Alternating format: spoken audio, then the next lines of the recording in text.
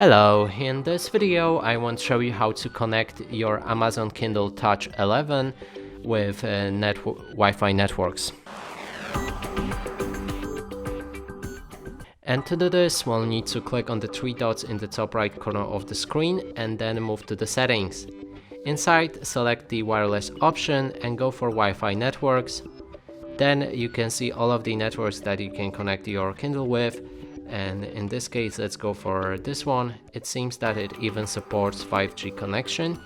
Enter the password for the network.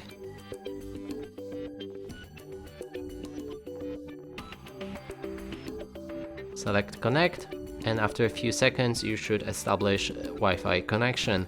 And that's it for this video. Hope you like it. Please consider subscribing to our channel, leave a like and a comment below.